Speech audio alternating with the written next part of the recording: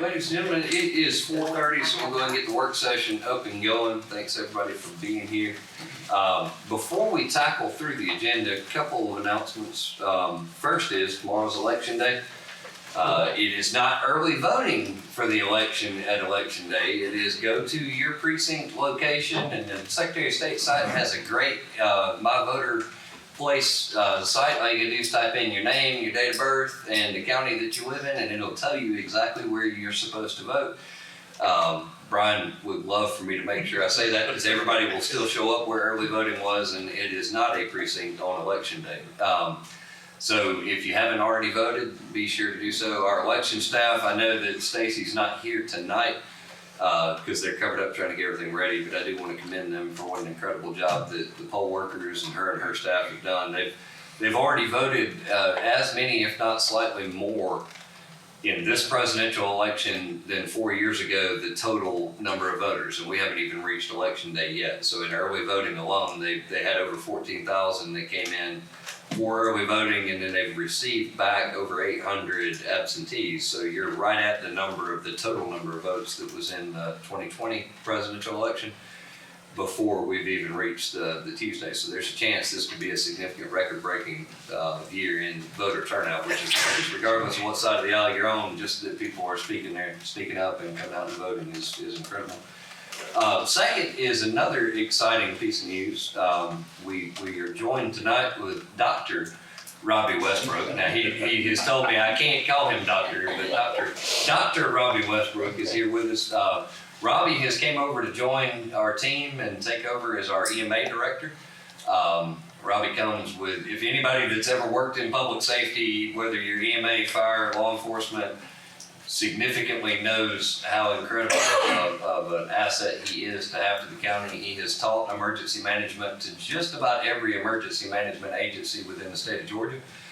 Retired earlier in his career from Cherokee County, where he served in a similar role and has traveled all over the state teaching. And we've been very blessed to have a chance to have him come, and today was his first day here with us. So we're excited as we watch, anybody that watched the news and everything that happened with the hurricanes, both in Georgia, well, in Florida, Georgia, and North Carolina, and saw all that recognizes the importance of having a strong emergency management response and working with building up a community of responders. And we're really, really, really fortunate to have you, and want to say welcome to the team. Thank you. I look forward to it. It's a great blessing to me. Thank you. And that'll be the last time I call you doctor. I appreciate that. It was in a formal setting, so I had to. Okay. The moment he said that he prefers not calling that, that's immediately what Sloan and I started calling him right after. So, but we're very, very, very fortunate to have you here. So Thank you. do have our agenda items to go through. I will open it up if y'all have any other announcements, anything that you want to bring up before we dive in. And then I'm sure we'll probably have questions as we go. I believe we only have one rezone that's going to be on the agenda for voting in 2 weeks, but I'm going to let Charles take over and we'll go through that one. Okay.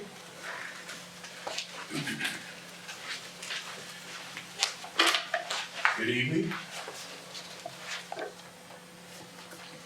As you said, we have just one case. It's referenced as RZ-190813. If I can read this disclaimer before I start. I hereby incorporate the entirety of my office's file in the video recording of the planning committee, well, not yet, but including, but not limited to all witness testimony, in order that this information be made part of the record and shall be available for you when you vote on it in a few weeks. Again, the case is RZ-190813. The applicant is Cindy Petty. The address of the property is 489 Harley Trail, Ball Ground. The current zoning district is agriculture, or AG, and she is requesting to rezone from AG to rural residential. This is a 1.53 acre portion of a overall parent parcel. The parcel is referenced as 068-113-003. The intent is to sell a 1.53 portion of the parent parcel to sell the lot that already has an existing residential dwelling on said lot. There you'll find the location map. The subject property is surrounded by similar zonings of AG and RR, or rural residential. Here's the proposed survey. You'll see where the existing house is on that far bottom left corner of the parcel. And with our comprehensive plan in our flume or future land use map, the character area is Marble Hill, which requires low density of ER, RR, or AG zone properties. And we have found, based on our information, that this proposed request does fit the character area's intent for the area. And the recommendation from staff after reviewing the applicant's request, staff recommends approval of the request to rezone the 1.53 acre portion of the existing parent parcel, known as parcel 068113003, from agriculture, AG, to rural residential, RR. The Planning Commission will be voting on this as well. The planning commission's already voted. I mean, I'm sorry, the Planning Commission voted on it as well. Okay, And the vote was 4-0. okay. My apologies. No, that's fine. Any questions? Was this the same piece of property we recently, that was the piece across from it, wasn't it? her mom's. and Okay, her that's what father's. I was, when I looked at it, I thought, did we just split another piece off of it? So I wanted Very to verify similar. that first, so, Yeah. okay, that was a separate portion. Yeah, the goal is for them to sell that portion, so they just cut out that part of the property. Okay. That's all I've got? All right, well, good. Charles, thank you. Thank you. Appreciate it very much. That'll be the one that we have on our agenda when we meet in a couple of weeks, so we will go through that one at that point in time. And thank you for that.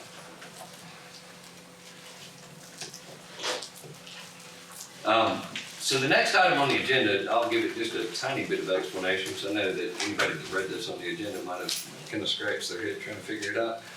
We get a lot of questions a lot of times on service delivery and who provides what services and how the funding for different services. So Bill and I had met a couple weeks ago trying to look over just kind of an explanation of how the legal guidelines are in place for what's there. And so Bill's going to do a presentation that kind of gives an overview of services and then also on the service funding that goes with that. So I'm going to let you come up and take the reins just to help understand where we're at and how those different things break down.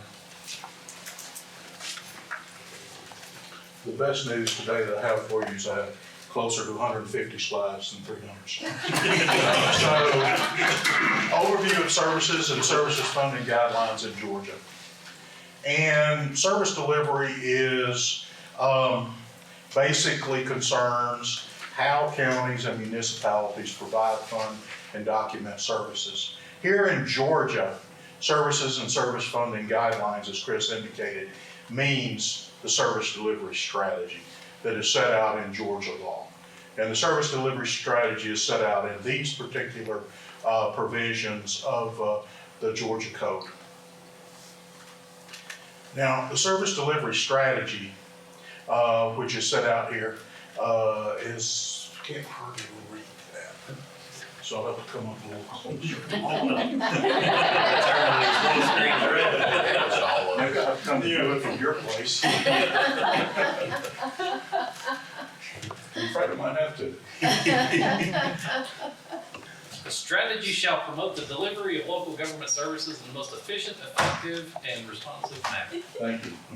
I got you, Bill. I appreciate that. Okay, but so before I get to that, Chris touched on this. Basically, this is why now? Why are we discussing it now? And as it relates to the service delivery strategy, there's been a lot of attention to certain aspects of this lately. Most particularly, the differential water rates that exist between the city of Jasper water customers that live inside the city limits and those that live in an unincorporated Pickens County. And there's been a lot of attention. There's been a lot of things that have been said about that, particularly on social media. And service delivery strategy is something that, for you all and for us working for you, it is inevitable that this is going to have to be addressed, every aspect of it at some point. Where the flexibility is when you address it and how you address it, what approach you use. So basically that's a predicate for the rest of this. So the SDS per the statute is the strategy to promote the delivery of local government services to the most efficient, effective, and responsive manner, as Commissioner Pickens said. The strategy shall identify steps which will be taken to remediate or avoid overlapping and unnecessary competition and duplication of service delivery, and shall do a time frame in which service steps shall be taken. When a municipality provides services at a higher level than the base level of services provided throughout the geographic area of the county, by the county, such services shall not be considered a duplication of county services. That's the general rule as the statute reads. And there'll be very few readings from the statute, so it'll really only be a couple of more, but it's important basically to set that out. Because basically the SDS contains the services provided, the sources of funding it addresses, the intergovernmental agreements that are in place between the county and any and all municipalities that govern the various services, and service area maps. And one of those is the water map, which we've talked about frequently here, and is at the heart of some of the things that we have to address. And these four items basically have to be done and considered by each local government in this.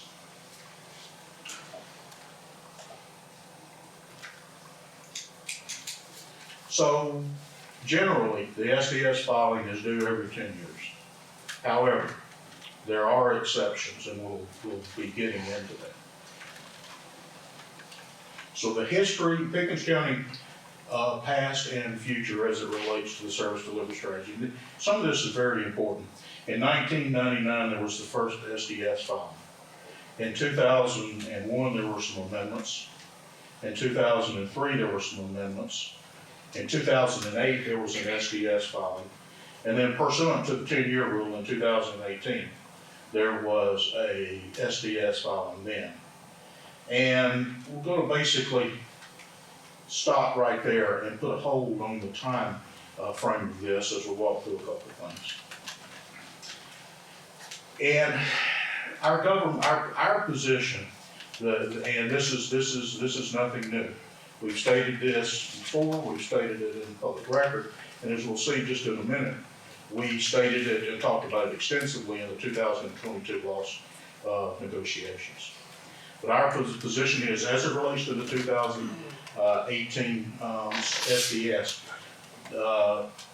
it is deficient and it hinders the efficient delivery of services.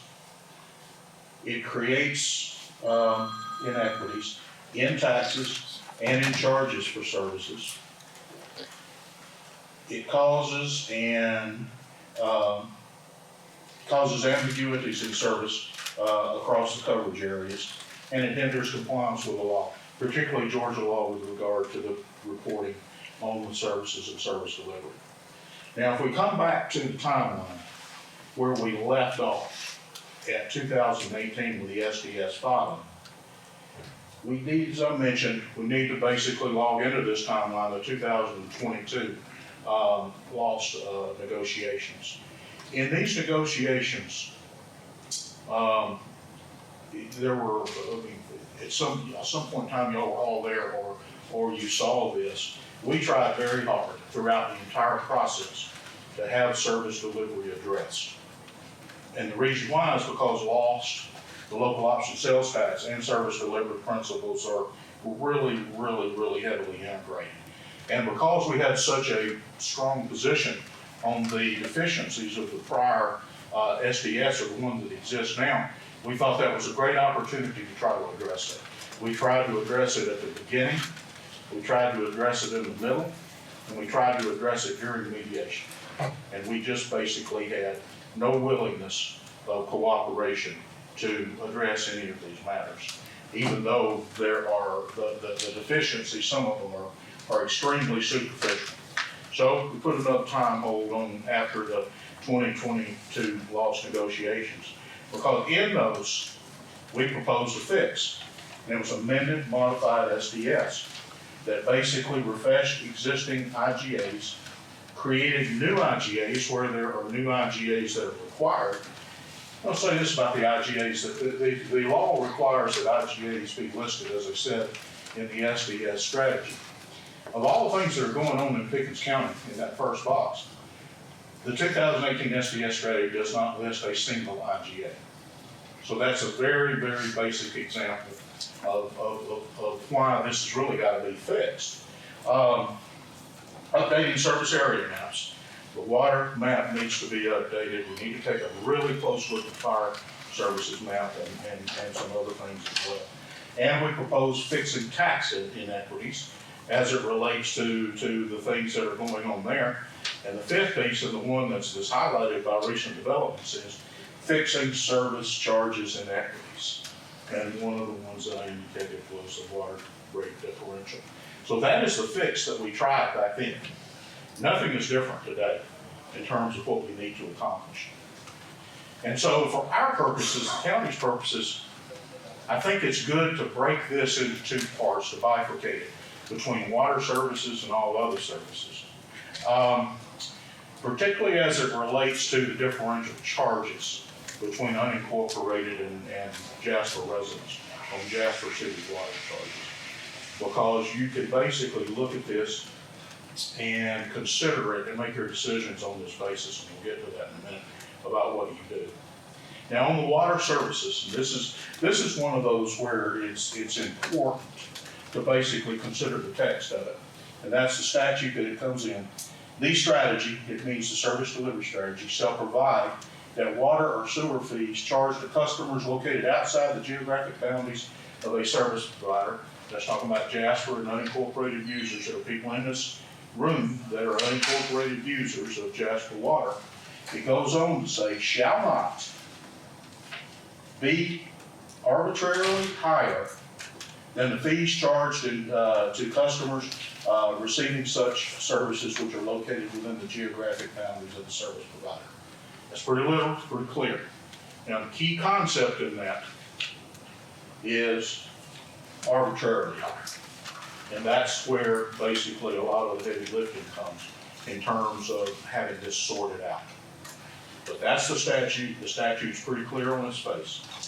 So, when we get to this, if a governing authority, you guys, disputes the reasonableness of water and sewer rate differentials imposed within its jurisdiction by another governing authority, that disputing governing authority may hold a public hearing for the purposes of reviewing the rate differential. Probably won't have any trouble getting people to come to this one. Following the preparation of rate study by a qualified engineer, the governing authority may challenge the arbitrary rate differential on behalf of residents in a court of competent jurisdiction. That's the Pickens County Superior Court. Prior to such challenge, the dispute shall be submitted through some form of alternative dispute resolution. So that's the fairly plain language that governs the process by which the rate differentials can be addressed, not in a traditional lawsuit, but in a service delivery strategy correction to basically try to get some movement on this situation. So if we boil that down to some bullet points, number one, public hearings to review the rate differential. Number two, rate study by a qualified engineer. This is where the groundwork starts to be laid to determine whether or not there's an arbitrary charge or not. Dispute resolution, and if that doesn't work, then the court challenge. Now obviously this needs to start with a notification and discussion with the other relevant parties. Obviously, one of those relevant parties is Jasper. I also believe certain people in the town of Talking Rock are on Jasper Water as well, so they may be interested in this, if that's in fact the case. Now, if we look at the all other services, we've got a statute here that basically provides that each county and affected municipality shall review and reverse, if necessary, the approved strategy in conjunction with updates of the comprehensive plan and required by Article 1 of this chapter. Number 2, the second situation, whenever it's necessary to change service delivery or reverse distribution arrangements, whenever it's necessary to change due to changes in revenue distribution arrangements, in the event of creation, abolition, or consolidation of local governments, when the existing service delivery strategy agreement expires, or whenever the county and affected municipalities agree to review the revenue, revise the strategy. So we're clearly within the a couple of those, most notably number 2, perhaps number 3, in terms of being able to propel this. Then, procedurally, in the event that a county or an affected municipality located within the county refuses to review and revise, if necessary, a strategy in accordance with what we just read, then any of the parties may use the alternative dispute resolution and appeal procedures set forth in subsection D of codes of another code section 36-20-25.1. That basically is supervised by the Pickens County Superior Court, is how that happens. So when we look at the statutes and basically bullet point it, we need to revert to the municipalities and have discussion about this. We need to petition the Superior Court seeking mandatory mediation. We need to have the mandatory mediation. And there'll be some kind of order if this process gets started about the resolution of this that will come from whichever judge sits over this Superior Court. If this gets as far, there will be a visiting judge, which is usually the case. Now, we go back to the history. We've got 2022 loss negotiations where we really tried hard to get this done, but didn't make any process. Well, here we sit at 24, and that's basically a timing point that we have now. We have a standard SDS filing due date in 2028. We'll probably start that in 2027, but this is 2024. So one of the decision points for you all is, what do we do, if anything, in the interim period of time between right now and 2027/2028? And if we look at basically that time frame, when we focus on the interim period and the 28 standard SDS filing date, that's the decision that really has to be made. What are we as a Board of Commissioners going to do on this? And that has to do with approach, and it has to do with timing of it. Because if you go to 2028 filing date, all services would be addressed at that time, because that's just what happens when you go into the general filing situation that's prescribed by law every 10 years. Now, there has been changes in the law that are effective January the 1st, 2026. They are mostly procedural, but they will affect, to the extent that they have any impact, they will affect what happens in 28, but they will not affect anything that you choose to do before then. Now, there's nothing that material about any of that, the best I can tell, but nonetheless, it's important to keep that in the back of the mind. If we go with the interim, basically the decision are we're going to go with, we'll try to address water and water only. We're going to try to address the other services and the other services only, because the statutory basis existed in both of those, or we're going to try to do them both, but realizing that they are separate processes.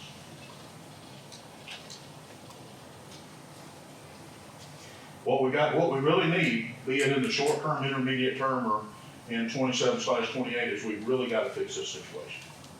And we'll be talking a lot about that individually. Staff will, with each of you, individually to get your specific perspectives on this and how you think this needs to be handled.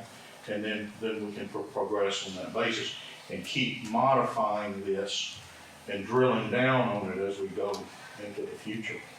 But that basically is it at an extremely high level. But with everything that's going on, the fact that this is inevitable anyway, we felt like it was something that we had to come in and talk about.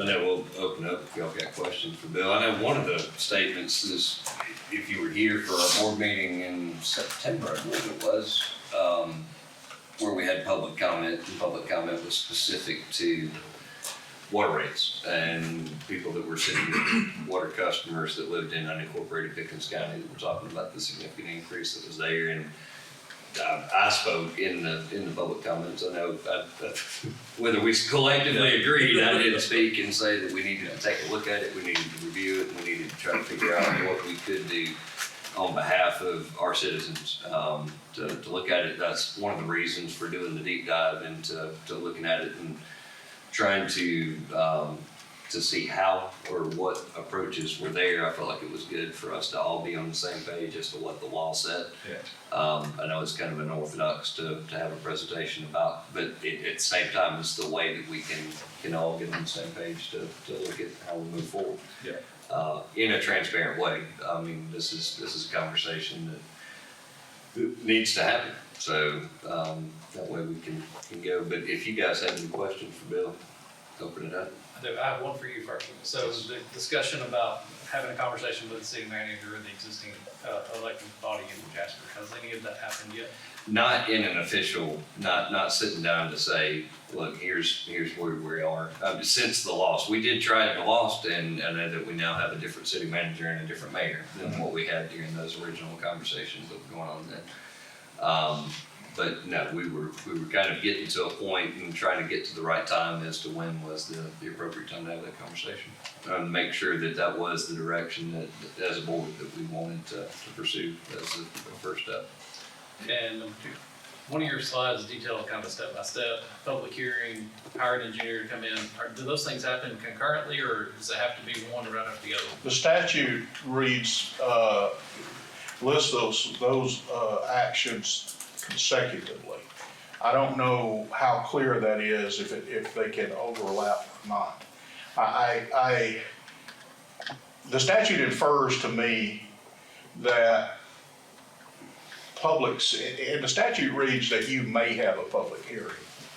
And I think that could be more than one, but the statute seems to place some importance on feedback from people that are affected by this or that otherwise have a viewpoint on it. So it does seem to me that would be a good thing to do first. As far as the rate study goes from the engineer, that's what establishes the basis for the position of whether or not these charges are arbitrary or not. We could look at certain situations in certain service areas on the map and how the water flows to various customers, and you say, hey, that's arbitrary. And it looks arbitrary, but the rate study is going to basically establish that. And then we really can't have the mediation without having that.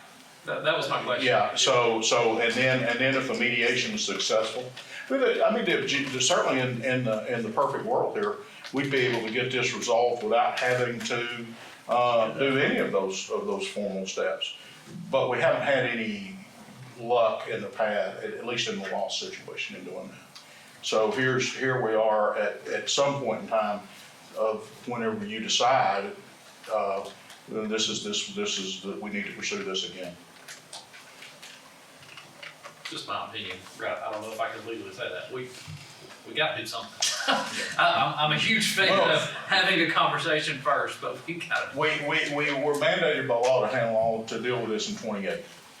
The question is whether or not you want to handle it before then. I believe we have the basis to do it, so at least to initiate the processes. So, yeah. Okay. That's all. I'll be prepared to do so. Any other questions on? Very good presentation, thank you. Thank you. Mr. Dean, as you're hiding in the back of the room, I know the vast majority of the conversation was water related. Did you have anything you wanted to chime in with, or? No, better not. I just wanted to make sure. I couldn't see you hiding behind the phone, so. You stepped up, Bill. I didn't find any typos in this presentation. Okay, good. Can I ask a quick question? You may? The county does sell water to the city of Jasper, correct? Yes. You charge them different rates when you sell them water? No, at the moment, well, yes and no. We charge different rates depending on where the water was purchased from, so, but it's at a flat cost right now. So what we buy from Cherokee, we sell to Jasper for the same rate we pay Cherokee. What we buy from Calhoun, same rate, and what we buy from Gilmer is sold at the same rate, under the current structure, and how it's laid out. I believe their charges are uniform and they don't reflect the different rates that we charge them, so there's no, yeah. Yeah, it doesn't show. I mean, they advertise their rates on the website, so they're available to see. And I do have one thing I do want to say, and I know a lot of it is about the rates, and I'm gonna keep quiet on that, but on the service delivery area map, if you go back and Charles, I'm gonna pick on you for a minute because you've seen many, and Chris, you've seen a lot. I've never seen a service delivery area map look like this. I've said it for years. I've worked on it for years. Couldn't get nowhere. But there's no sense in a city to go all the way to the northern end of the county. Okay? In my mind, the city should be, fairly a circle or an oval. That's got to be fixed. I've been trying for 8 years to get something done on it. That to me, that's the biggest thing that I want to see get done is that service delivery area map fixed. Because there's customers out there that we may be able to supply that can't get supplied right now. Or we're close to them when we could or vice versa. But it's gotta be fixed, rather sooner than later. I mean, so. Can you clarify that point? So there's customers in the county that cannot get service from the city, but we could provide them, but we can't because of the. It's a fine line when I say they can't get, it's where who's closer and who can get there or who can't. Does that make sense? And I'm not gonna speak on the other part of that question because we've run into instances where that's happened. Yes, and that is something that really needs attention. We'll say this though, there doesn't appear to be any room to address that in the rate differential process provided by the statute. We'd have to address that in the other services part of the process, which is probably one reason that's one reason that would insinuate that it would be good to try to address these together, even if we just took water out of the other services to address it. Although I don't think that's a great idea, but I wouldn't necessarily, to Philip's point, just my personal view, I wouldn't necessarily try to sort out this rate differential without also trying to address the map, but we have to realize that we have to use both processes at the same time. Okay.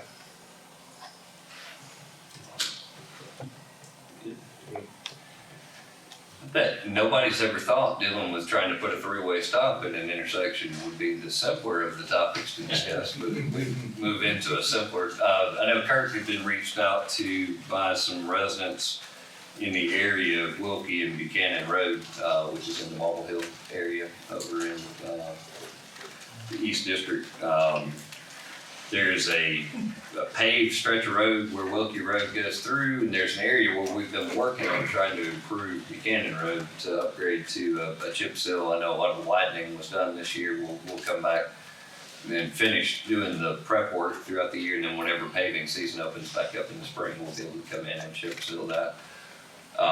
But a few have requested a three-way stop being added right there at that intersection to assist with making it a safer turn. I'll let Kirk kind of give any more detail on the request. The way it was put to me, we got the subdivision out there, they're getting a lot of traffic that's cutting through, going to it.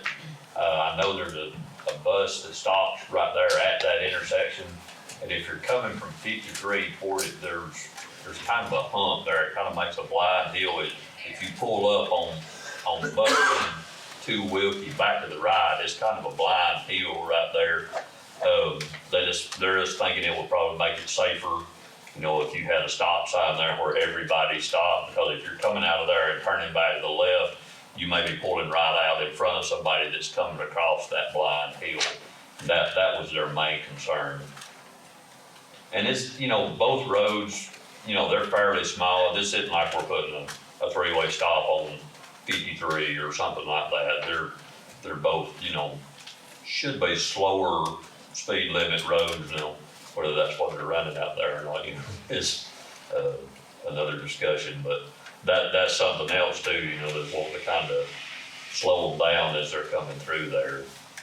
But yeah, that was their main concern as far as the safety side of it. Have we done a speed study on Wilkie through there? No. Not a formal one with the engineers, just internally using our own equipment. No, we can. I don't think we have. I can follow up on that and see. But I know we have the ability to, you know, at least count the cars and see, you know, where that 85th percentile is on that. If that's something y'all would like to do. It would be nice to have. Give you a little bit more information to make a decision on. I know at one point in time, the residents there were looking for they were hoping we could put speed bumps all throughout that area, which really, with the way those hills flow and it being a country road, the engineers had told us at that time that they didn't feel like that would be a safe thing to put in. I'm trying to remember if we actually went to the next step as well as glancing while we're going through this.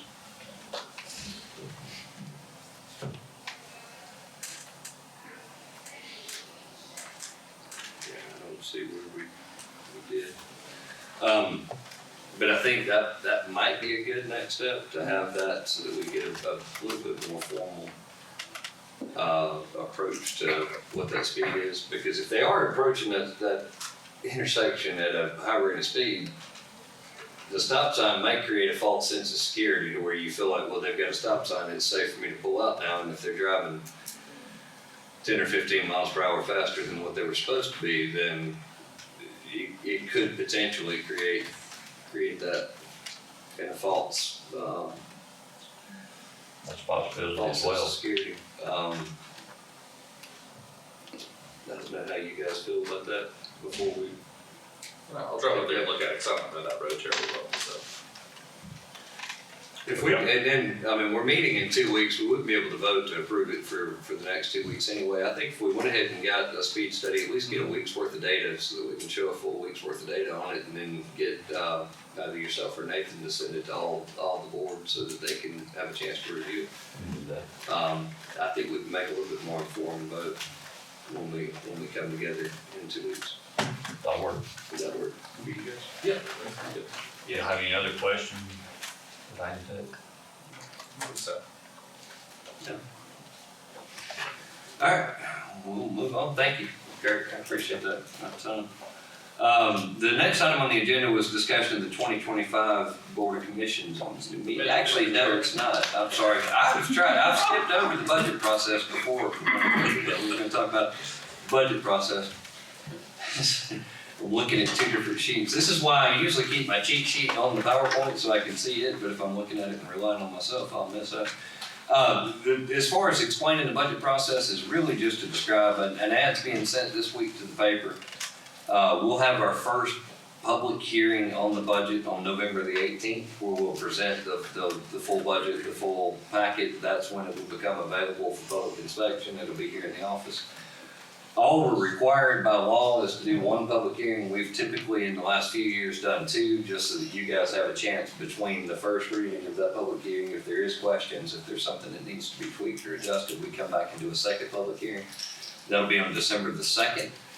Once those two public hearings have been completed, then when we have our actual voting meeting in December, on December 16th, will be the time when we'll vote to actually approve our budget for 2025. As far as for department heads, for other elected, for everybody else that's involved, if you haven't been reached out to by finance or myself to have a discussion about making modifications to whatever was originally submitted, then that means we were able to try to create the original draft of the budget with the submission requests that were originally put in. We had a handful that we sat down and had one-on-one meetings that were able to go well as far as trying to make tweaks and adjustments to get a balanced budget to be prepared to be presented. I think they're working on just a couple. We've been waiting on insurance quotes. That was the thing that's delayed us the longest. I know if you've got insurance at your house and saw what your cars and your home went up to, counties, the same thing happened, so we've been trying to get those numbers back, and so we're kind of working the budget on the worst case scenario of those right now, and hopefully between now and our meeting in 2 weeks, we'll have those final numbers. If not, we'll go with those worst case scenarios on the presentation. But we'll make that presentation for the first time at our November 18th meeting. Then we'll have a second public hearing during our work session. We'll have a called meeting so that we can make that public hearing be possible on December 2nd and then vote on it on December the 16th is the process that we have so far. I believe Miranda's going to be prepared to have that emailed to you guys hopefully by the end of this week, possibly first of next week. We're waiting on that one insurance number so that y'all can have a chance to be studying the line item budgets before we walk into the very first public presentation that shows all of that. But if you have questions, you can definitely reach out to her to verify those. We should be ready to roll. Looking at our calendar, actually, do you have any questions about that before we move? Looking at our calendar for 2025, one of the reasons, and Commissioner Tatum had brought this up whenever we're looking at how we go with our typical schedule, first Monday being a work session, third Monday being our board meeting. When we hit January and February, we bump into a couple of holidays, and then again on Labor Day, we bump into a holiday. So in doing so, we were trying to take a look at the January voting meeting, which would, instead of being on the third Monday, moving that to the third Wednesday. We historically had always tried to move it to another Monday. The problem is you start to butt in against the planning commission meetings, and we've got to make sure that we get this calendar to where it works with their calendar, because when they present their planning commission, they have to say when it's going before the board of commissioners as well. So if we move that to a Wednesday on that particular meeting in January, and then again in February, because that February meeting, although that President's Day is not a county observed holiday with a day off, it is winter break. And I believe both of you had indicated you were going to be out of town. So that would move that to the Wednesday prior to, on February the 12th. So we'd move it up a week and do it the Wednesday before instead of on the Monday. We can fast forward from there to Labor Day, and what we've recommended on here is to just not have a work session in September. We would go ahead and cancel the work session in advance. In the event that something were to come up, we would be able to call another work session because that work session date did fall on Labor Day. And so we have put a recommendation into a calendar for that to be a canceled date. Those three changes, we should stay away from the rest of the school breaks, and we should stay away from any other holidays with just approving a calendar that would have those three changes factored in. I know that those couple are going to be confusing to try to let people know it's going to be on Wednesday instead of Monday, but I think if we start talking about it early enough. Obviously, we'll vote on this at our next meeting, so if you have any questions or if you've looked over this draft and see that there is another problem, you can do it with Lisa. The law does give each commissioner, I've never taken advantage of it actually, I probably should at some point, the ability to miss 2 actual meetings and then to phone in for 2 other meetings. So if there's a single conflict for a single commissioner, obviously, then that does give us the ability to kind of keep moving. I know that sometimes y'all's jobs require you to travel a little bit more.